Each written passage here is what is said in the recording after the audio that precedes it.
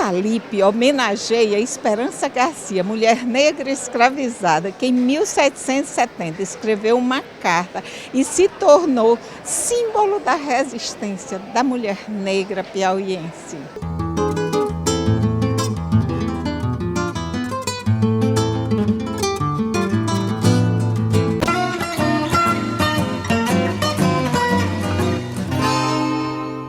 O Salip homenageando Esperança Garcia e a abertura com o quilombo. Vocês aquilombaram o auditório do Cine Teatro. Eu acho que, sem dúvida nenhuma, como eu falei na abertura, é ou foi um momento que entrará para a história do Salip.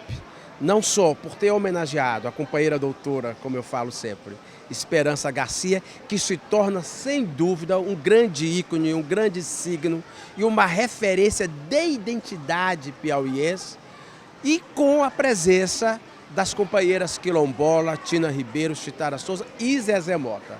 Eu acho que a forma como foi realizado esse Salip para confluir para aquela abertura resulta num fortalecimento, né, e valorização da presença negra e dessa grande contribuição histórica do povo negro para a cultura do Brasil. Eu acho que o Salip, a organização do Salip foi iluminado, digamos assim, na homenagem à Esperança e no todo o processo de condução que fortalece, né, essa trajetória de Esperança Garcia como uma grande referência para as mulheres no Brasil. Eu estou aqui pelo documentário, né? Foi o documentário. Alguém me perguntava no dia, Tina, onde é que tu se escondia que ninguém te conhecia? E eu dizia, eu e outras Esperança Garcia que estão aí dentro dos quilombos, que ninguém conhece, porque não nos dão oportunidade. E o documentário nos deu essa oportunidade.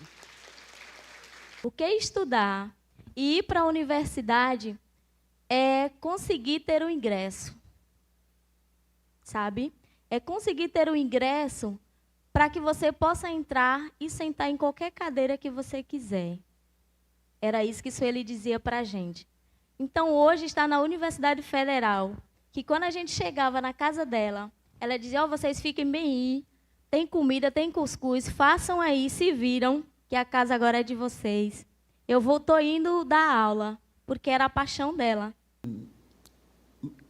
Isso tudo por conta do racismo mesmo, né? O racismo é uma doença inaceitável, porque é um absurdo qualquer pessoa se achar, ou qualquer grupo, se sentir superior a outro grupo, né? Se todos nós, né, somos filhos do mesmo Deus, somos sujeitos às mesmas coisas, a todas as coisas, né, que podem acontecer com o ser humano, acontece com qualquer um, independente da cor da pele.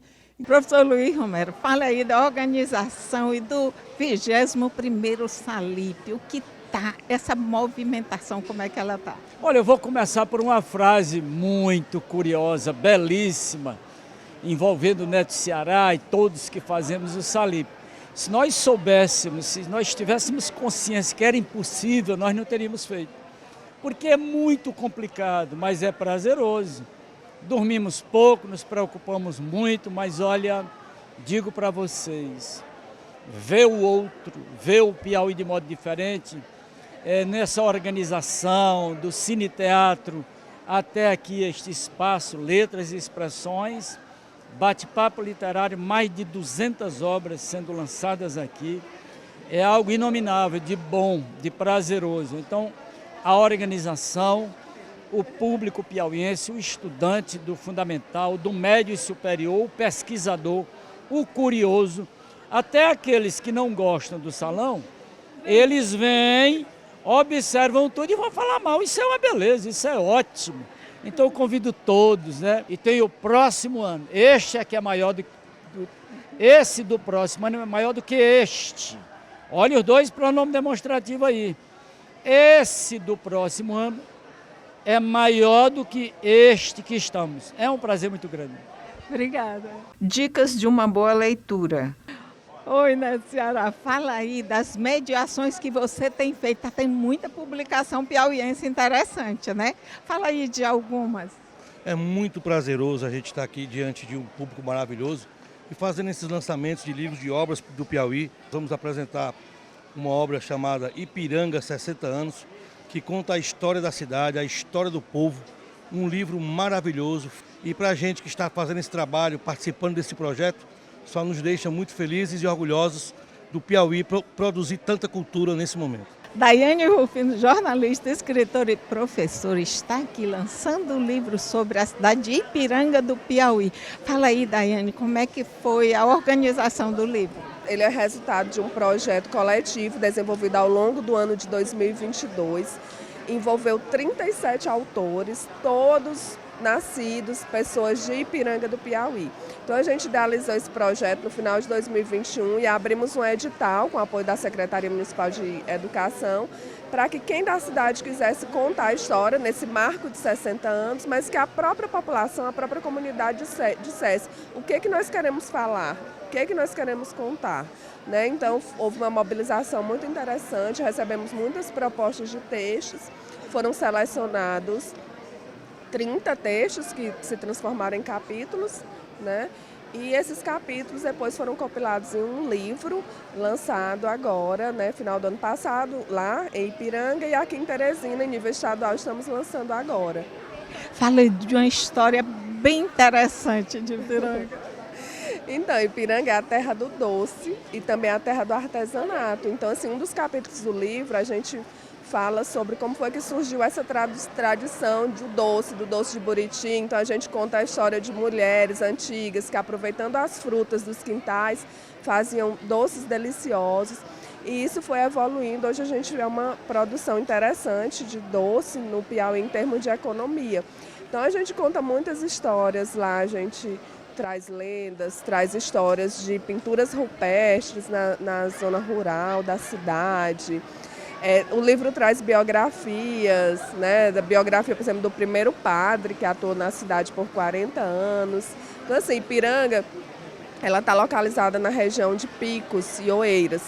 E ela era, antes de ser cidade, era um povoado de Oeiras. Então, quando Oeiras era a primeira capital, Ipiranga também fazia parte daquele entorno ali da primeira capital. Então, quando a gente conta a história, né, de 60 anos atrás, e o livro ele vai muito mais do que esse recorte de 60 anos. A gente fala da chegada dos primeiros habitantes, de povoamento por italianos, de povoamento de muita gente que veio extrair a borracha da maniçoba, que era um setor da economia interessante na época. Então, tudo isso, né, a gente conta a microhistória e essa microhistória vai também representar a história maior do estado do Piauí, né, a partir desses microespaços, que no caso é a cidade de Ipiranga.